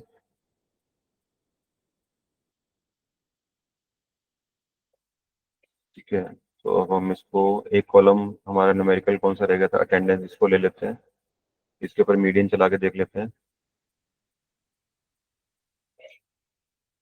पहले इसको कॉपी कर लेता हूँ लाइन को.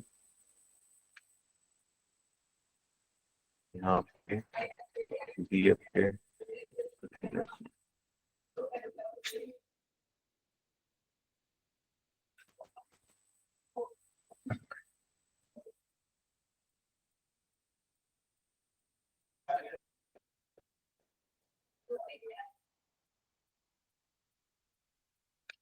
when I run this code and we'll check कि अटेंडेंस के अंदर मीडियन वैल्यू आई है कि नहीं आई है. Yes, attendance column is filled with the median value. यहाँ पे जहाँ पे अटेंडेंस के अंदर नैन वैल्यू थी, अब वो किससे रिप्लेस हो गई है, उसके मीडियन वैल्यू से रिप्लेस हो गई है. ठीक है. तो this is so easy to run the imputer on your data set. Anurag से सिमिलरली अगर आपको मोड चलाना है तो सेम आप ये कोड कॉपी कर लेते हो. Mode is always working, mean and median always आपका इस पे चल रहा था न्यूमेरिकल वैल्यू पे, लेकिन जो आपका मोड चलेगा वो किस पे चलेगा, आपका कैटेगोरिकल डेटा पे. ठीक है. तो आपके पास डेटा के अंदर जेंडर पे चला लेते हैं इसको हम, क्योंकि जेंडर में आपके पास कैटेगरीज हैं और कैटेगरीज आपके पास ग्रेड पे भी हैं. दोनों पे चला के देख लेते हैं इसको. तो यहाँ पे आपको स्ट्रेटेजी में क्या लिखना पड़ेगा, यहाँ पे मोड नहीं लिखते हैं. जो इसकी जो लाइब्रेरी है उसके अंदर जो वर्ड यूज होता है या जो एट्रीब्यूट होता है वो आता है मोस्ट फ्रीक्वेंट. ठीक है. तो आप यहाँ पे क्या लिखोगे, मोस्ट फ्रीक्वेंट. मोस्ट फ्रीक्वेंट मतलब है जिसकी अकरेंस सबसे ज्यादा है, UUENT. ठीक है. तो यहाँ पे आप मोड वर्ड यूज करते हो, यहाँ पे मोस्ट फ्रीक्वेंट वर्ड यूज करते हो. ये हम किस पे चला रहे हैं, अपने जेंडर पे और grade pay.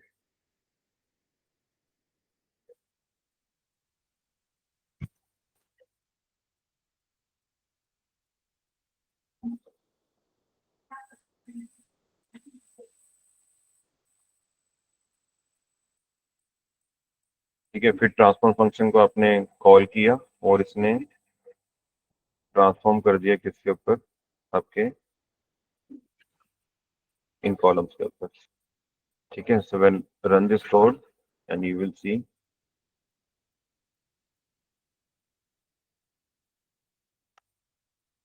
This. So gender के अंदर आपके पास नैन वैल्यूज यहाँ पे थी, फीमेल, मेल, मेल और नैन। अब देखो यहाँ पे कितने किससे भरा जाना चाहिए। टोटल मेल कितने, 1 2 3, 1 2 3 दोनों की इक्वल परसेंटेज है, तो वो रैंडमली किसी को भी फिल कर देगा यहाँ पे। तो थर्ड वाले कॉलम के अंदर देखो उसने क्या फिल किया है, यहाँ पे फीमेल फिल कर दिया। ठीक है, या तो वो प्रायोरिटी के अकॉर्डिंग ले रहा है कि फीमेल फर्स्ट प्रायोरिटी पे आ रहा था ऑर्डर के अंदर, इसलिए यहाँ पे उसने फीमेल फिल कर दिया। ग्रेड में देखते हैं, ए 2 बारी आया है, बी भी 2 बारी आया है और सी और डी एक एक बार आए हैं। तो इसका मतलब यहाँ पे ए भर देना चाहिए अगर हम ऑर्डर के अकॉर्डिंग चल रहे हैं। तो फिफ्थ में हम देखते हैं यस ए, क्योंकि ये आपका ऑर्डर में सबसे पहले आ रहा है। ठीक है, क्लियर है? This is how the univariant analysis to be done. जैसे यहाँ तक ये वाला क्लियर है, सिंपल इंप्यूटर क्लियर है सबको?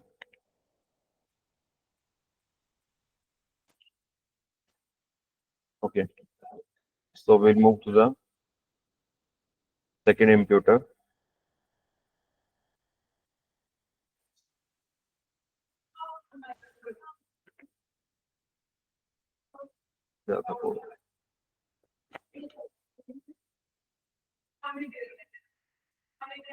So second we'll move to the KNN imputer या फिर इसको मल्टीवेरिएंट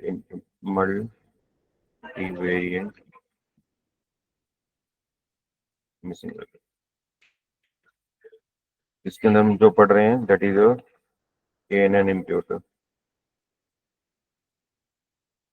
KNN imputer भी आपको SQL लाइब्रेरी से मिल जाता है। तो सबसे पहले आप यहाँ पे इसको इम्प्यूट कर लोगे। तो मैं यहाँ पे एक इम्प्यूटर और ऐड कर रहा हूँ KNN imputer के नाम से।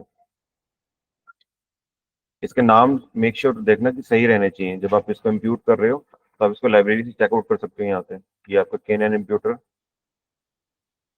ये रहा।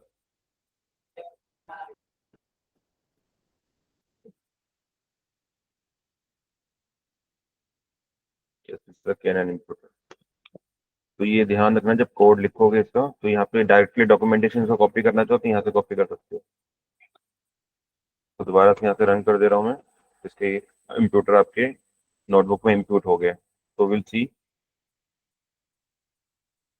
कि KNN इम्प्यूटर आपका कैसे काम करता है।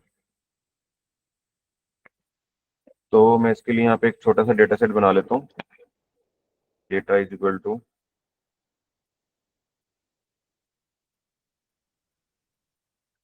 डिक्शनरीज में हम एक एज नाम का कॉलम बना लेते हैं। इसकी जो वैल्यूज होंगी रुपया 12 10 34। एक नैन वैल्यू लेते हैं, नैन। यहाँ पे नैन अगर आप लिखोगे डायरेक्टली नहीं चलेगा, बिकॉज जो नैन फंक्शन है वो numpy लाइब्रेरी का है। तो आपको वहाँ पे numpy लाइब्रेरी के थ्रू ही यहाँ पे np.nan लिखना पड़ेगा, तभी यहाँ पे नैन वैल्यू आएंगे अगर आप अपना खुद का डेटा सेट बना रहे हो तो। ठीक है, एक कॉलम और ले लेते हैं सैलरी का। एम्प्लॉय की सैलरी 20,000। ठीक है, 40,000, 78,000 कॉमा नैन। एक नैन वैल्यू यहाँ ले लेते हैं। ठीक है, और एक कॉलम और ऐड कर लेते हैं, नहीं तो दो से भी चल जाएगा हम। चलो एक और कर लेते हैं कि एम्प्लॉय का एक्सपीरियंस कितना है। एक्सपीरियंस की बेस पे हम सैलरी प्रिडिक्ट कर सकते हैं। एक्सपीरियंस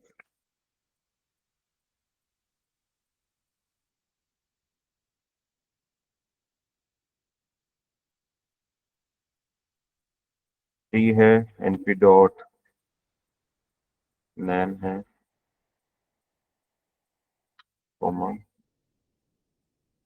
8 है, 9 है। योर डेटा फ्रेम बन गया आपका यहाँ से। तो आपने रीड किया pd.data फ्रेम। ये सब हमने सिंटेक्स किया जो हमने डेटा फ्रेम से बनाए थे पांडास लाइब्रेरी के अंदर। और यहाँ से अपने पास कर दिया डेटा को, और आपने एक्सपीरियंस इसको सेव कर लिया किसी वेरिएबल डेटा फ्रेम के अंदर df। तो when you run this code np is not defined. Okay, numpy function use किया तो आपको यहाँ पे लाइब्रेरी इंपोर्ट करनी पड़ेगी। तो import numpy as np। Okay, now you will see कि आप अपना डेटा फ्रेम देखोगे तो ये आपका डेटा फ्रेम इस तरह से दिखता है। ठीक है, अब इसके ऊपर आपको क्या चलाना है, KNN इंपोर्टर चलाना है।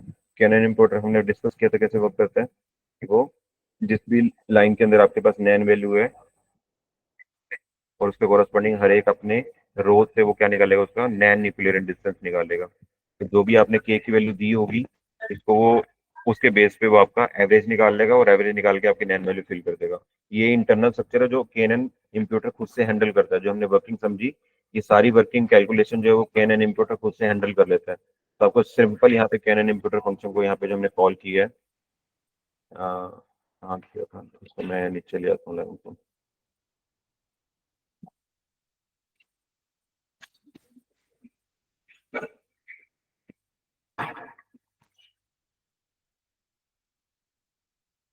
तो जो हमने KNN इंपोर्टर फंक्शन बनाया था उसका सबसे पहले हम क्या बना लेते हैं, एक ऑब्जेक्ट बना लेते हैं। ये आपका फंक्शन है, इसका हम एक ऑब्जेक्ट बना लेते हैं KNN के नाम से। इस फंक्शन के अंदर आप पास करते हो कि कितने नेबरस आपको भेजने हैं, तो हमने इसके अंदर पैरामीटर देना पड़ेगा आपको n नेबरस करके। तो there is a parameter n neighbour, NEIGH, n neighbours. For example मैं यहाँ पे 2 दे रहा हूँ। ठीक है, अब आपको क्या करना है, इस ऑब्जेक्ट का यूज करके किसके ऊपर आपको रन करना है, ये KNN डॉट। अब इसके ऊपर क्या चलाओगे आप, अगेन से फिट ट्रांसफॉर्म फंक्शन चलाओगे जो हमने ऊपर किया था, फिट अंडरस्कोर ट्रांसफॉर्म। और इसके अंदर आप क्या भेज दोगे, अपना डेटा सेट भेज दोगे। ठीक है, पिछले वाले के अंदर यूनिवेरिएंट था तो हम यहाँ पे कॉलम वाइज भेज रहे थे, लेकिन यहाँ पे अगर आप पूरा डेटा सेट इकट्ठा देना चाहो यू कैन गिव, और आपको रिटर्न में मिलेगा new data set underscore.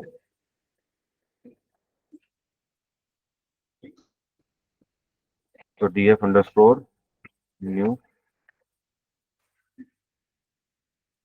Yes. इसने इतनी बड़ी वैल्यूज इसलिए दी हैं क्योंकि आपके पास जो सैलरी कॉलम था उसके अंदर जो वैल्यू थी बहुत ज़्यादा थी। तो जब आप उसका न्यूक्लियर डिस्टेंस निकाल रहे थे तो वहाँ पे था, देखो ये कैसे यहाँ पे हायर वैल्यू कैसे आई है।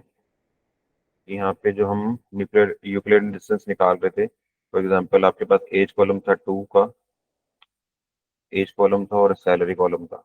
हमने कल स्केलिंग पढ़ा था कि स्केल करते हैं डेटा को, वो इसलिए करते हैं, इसलिए करते हैं कि आपके पास एज 2 है, 3 है, 4 है और सैलरी है 20,000, 50,000, 60,000। तो जो आप उसका न्यूक्लियर डिस्टेंस निकालते हो इस पर्टिकुलर पॉइंट का इस पर्टिकुलर पॉइंट के साथ, इसका मतलब ये आपके पास पॉइंट ये है 2 और 20,000, और यहाँ पे नेक्स्ट पॉइंट है 3 एंड 50,000। ये आपका x1 है, y1 है, ये आपका x2 और y2 है। तो यूक्लिड डिस्टेंस का फॉर्मूला होता है x2 माइनस x1 यानी 3 माइनस 2 का स्क्वायर प्लस 50,000 माइनस 20,000 का स्क्वायर। अब ये वैल्यू जो है आपकी वो इतनी डोमिनेटिंग वैल्यू है, ये value, this value is very small but this value is very large. इसका मतलब ये 30,000 तो इसका डिफरेंस आएगा, उसके बाद आप इसका स्क्वायर कर दे रहे हो, यू नो कि कितनी बड़ी वैल्यू बन जाएगी, लेकिन ये आपकी बहुत स्मॉल वैल्यू है, इसका मतलब 1 का स्क्वायर। तो 1 is very small as compare to 30,000, है ना, ये तो बहुत ही छोटा नंबर है, very very very very less to this particular number. तो इसलिए हम क्या करते हैं, यहाँ पे स्केलिंग करते हैं। अगर ये नंबर आपका डोमिनेट कर जाएगा सैलरी वाला, तो आपका जो मॉडल है वो इसी को याद रखेगा, इसको भूल जाएगा। तो that is why feature scaling is very important in data cleaning का पार्ट। अगर आपके पास डेटा के अंदर कोई ऐसा फीचर है जो डोमिनेट कर रहा है अदर फीचर्स के ऊपर, तो आप उसको क्या करते हो, स्केल आउट कर देते हो। स्केल आउट का मतलब है कि आप उसको एक स्केल पे ले आते हो। अब आपका जो स्केलिंग रेंज होती है वो 1 से लेके 0 से लेके 1 के बीच में होती है, यानी सारे नंबर आपके इसी रेंज में आ जाएंगे।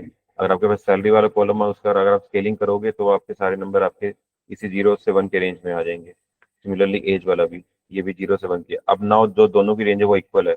अब आप इसके ऊपर जब यूक्लिड डिस्टेंस निकालोगे तो वो क्लोज आएगा, सिमिलर आएगा, तो मॉडल आपका बायस नहीं होगा। ठीक है, तो इसलिए हम क्या करते हैं, स्केलिंग वाला ऑप्शन करते हैं। तो जो हमने यहाँ पे रिजल्ट देखे अपने, यानी प्रोडक्ट ये इसलिए आ रहे हैं कि यहाँ पे जो कॉलम यहाँ पे डोमिनेट कर रहा है। तो मैं एक काम करता हूँ, अभी दिखाने के लिए मैं यहाँ पे इसकी वैल्यू को घटा देता हूँ। फॉर एग्जाम्पल मैं यहाँ इसकी वैल्यू 20 कर देता हूँ, 40 कर देता हूँ, और यहाँ पे 50 कर देते हैं, तो दैट कि आपको एक बार कंसेप्ट समझ में आ जाए। ठीक है, मैं इसको रन कर रहा हूँ दोबारा, दिस इज आवर न्यू, इसके ऊपर हमने इम्प्यूटर चलाया, then we get the result. अब देखो यहाँ पे जहाँ पे भी आपके पास नैन वैल्यू थी वहाँ पे क्या आ गया उसका मीन एवरेज वैल्यू होगा किसका, जब आपने इसका कंपैरिजन किया अपने तीनों रोज के साथ, उसके ऊपर के एन एन इम्प्यूटर चलाया, के एन एन इम्प्यूटर ने क्या किया, नैन इक्विवेलेंट डिस्टेंस निकाला, यूक्लिडियन डिस्टेंस निकाला, और जो आपने के की वैल्यू दी थी यहाँ पे 2 दी थी, इसका उसका मतलब इसका जो कंपैरिजन था वो 3 रोज के साथ था, ऊपर वाली नीचे वाली रोज के साथ। तो 3 में से उसने 2 सेलेक्ट करी, और 2 सेलेक्ट करने के बाद उसका जो एवरेज था वो एवरेज यहाँ पे फिल कर दिया। सिमिलरली यही काम उसने इसके साथ किया, यहाँ पे भी एवरेज फिल कर दिया, सेम यही काम उसने इसके साथ किया, यहाँ पे भी एवरेज फिल कर दिया। तो this is how the imputer gonna work. ठीक है, बहुत सिंपल है कोड लिखना, 2 लाइनों का कोड था और आपका पूरा पूरा मिसिंग वैल्यू यहाँ से हट गई।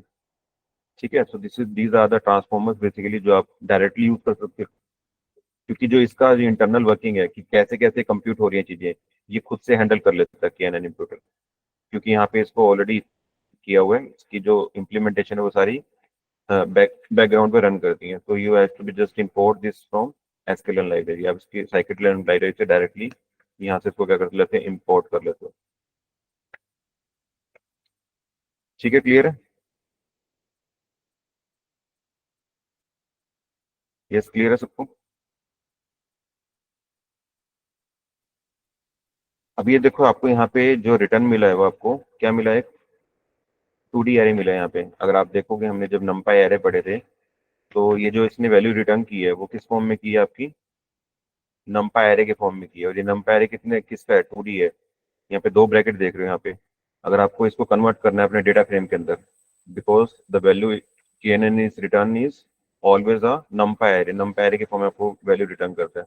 अगर आप इसको डेटा फ्रेम में कन्वर्ट करना चाहते हो तो you have to be write new df is equal to pd dot data frame. Data frame कैसे बनाते थे अब यहाँ पे, इसके अंदर आप क्या पास कर दोगे, ये आपका नंपाई एरे पास कर दोगे यहाँ पे, जो आपका किसके अंदर था, df अंडरस्कोर न्यू के अंदर था, कंट्रोल V, और साथ में आप कॉलम नेम कौन सा देना चाहते हो जो आपने किए हुए इनिशियली यूज किए हुए हैं। तो आप यहाँ पे पैरामीटर में लिखो COLOUMNS columns is equal to जो आपके ओरिजिनल कॉलम थे, ओरिजिनल कॉलम किसके थे, आपके जो DF वाले कॉलम थे, यानी कि DF डॉट कॉलम्स, जो DF के कॉलम से वही आपके नए डेटा सेट के कॉलम्स बन जाए, COLOUM। ठीक है, क्लियर है? तो जब इसको रन करोगे और आप इसको प्रिंट करोगे, then you will get your new data frame. Now this your data frame. ठीक है, तो अब ये देखो यहाँ पे नैन वैल्यू थी, यहाँ पे एक्सपीरियंस के अंदर आ गया 5.5 आ गया। यहाँ पे अगर आपके पास सैलरी के अंदर नैन वैल्यू थी तो आपके सैलरी के अंदर 45 आ गया। यहाँ पे आपके पास एज के अंदर नैन वैल्यू थी, यहाँ पे एज के अंदर ये आ गया। तो आपको कैनन इम्प्यूटर हमेशा आपको रिटर्न करता है एक नंपाई एरे, नंपाई एरे को आप कन्वर्ट कर सकते हो किसके अंदर, डेटा फ्रेम्स के अंदर, with the use of command as pd dot data frame, और जो आपका नंपाई एरे है उसकी वैल्यू और साथ में जो कॉलम नेम आप देना चाहते हो। ठीक है, अगर आप यहाँ पे कॉलम नेम चेंज करना चाहते हो तो यहाँ पे कॉलम चेंज भी कर सकते हो। हमने तो कॉलम्स वही रखे हैं जो हमारे ओरिजिनल कॉलम के अंदर थे। यहाँ पे अगर आप अपने नए कॉलम नेम रखना चाहते हो तो वो भी आप रख सकते हो यहाँ पे, तो आपको लिस्ट में पास करने पड़ेंगे। फॉर एग्जाम्पल मैं कॉलम नेम यहाँ पे रखता हूँ, क्लिक कर देते हैं। फॉर एग्जाम्पल मैं इसको पहले को सैलरी बना देता हूँ, कॉमा, सेकंड को हम एज बना देते हैं, और थर्ड को हम रुपीस बना देते हैं। ठीक है, इस तरह का कॉलम नेम रख देते हैं।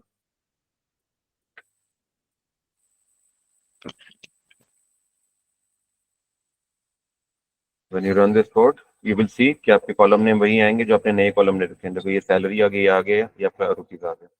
तो प्रीवियस वाले में मैंने वो सेम वही रखे थे जो आपके ओरिजिनल डेटा फ्रेम के अंदर थे। तो डायरेक्टली जो इस डेटा फ्रेम के कॉलम से, अगर आप कोई डेटा फ्रेम आपके पास है, उसके कॉलम कैसे चेक करते हो, तो यहाँ पे आपको फंक्शन पढ़ा था हमने df डॉट कॉलम्स, है ना, तो वो सेम आपने यहाँ पे जब अप्लाई किया, ये आपके कॉलम से ओरिजिनल डेटा फ्रेम के अंदर, तो यही आपने उठा के अपने डायरेक्टली नए वाले डेटा फ्रेम में रख दिए, तो आपके ऐसे वही आ गए।